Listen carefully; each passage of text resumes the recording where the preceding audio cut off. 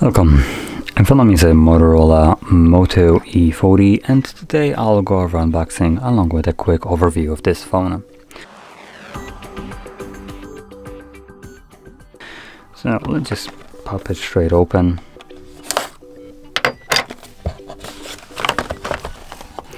Right off the bat we get the phone.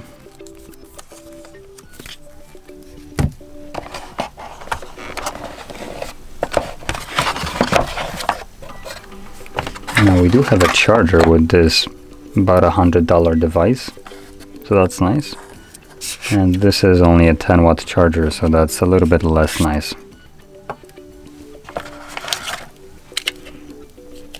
But it does use a Type-C to charge, so some points regained. Anyway, let's pop it open.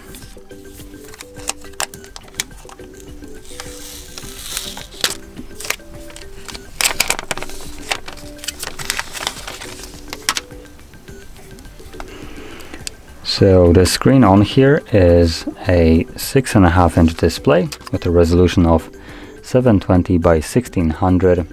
It's a IPS LCD display with an actually 90 Hz refresh rate, which is surprising. Now, it is being powered by Unisoc T700. It doesn't look like it has any kind of 5G connectivity, so if you're looking for a phone that could do that, that's not a one. In terms of storages and RAM, we only have a single option, which is a 64 gigs of storage with 4 gigs of RAM. Now we also have the option to extend the storage using an SD card, so that is always a nice thing to have included, no matter what the price of the device is.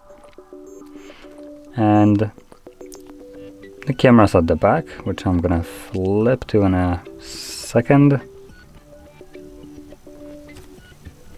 We have a triple camera setup, as you can see, and the main sensor is a 48 megapixel wide, and then we have two sticker cameras, which is macro and depth, because innovation is hard this time around, and also companies like to just take a steaming dump right on your money that you spent by giving you just shit that you don't actually get to use, because no one uses macro or depth cameras.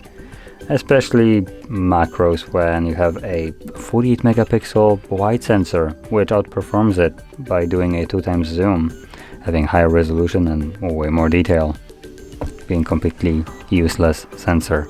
Fantastic. Thanks Motorola for including trash in the phone. Wondering why we have so much e-waste. Anyway, it looks like we have a fingerprint sensor mounted at the back with the logo, so that's one thing. Headphone jack, which is a surprising addition here. Type-C at the bottom, and the SIM and SD tray. As you can see, it's a dual SIM tray along with a dedicated SD tray, so that's actually really nice. And what else is there to say? We do have a fairly big battery at 5,000 milliamp hours, and honestly, that's probably all the worth mentioning aspects of this device. It's a budget phone running apparently on Android 11, which is in this case a little bit behind by a single version. So let's see if that is the case. So we are running. Yep, Android 11.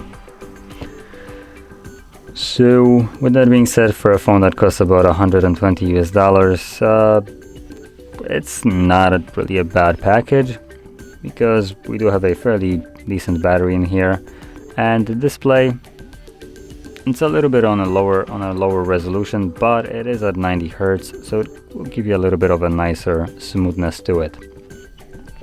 And other than that, you kind of get what you would expect for paying, which is a budget phone.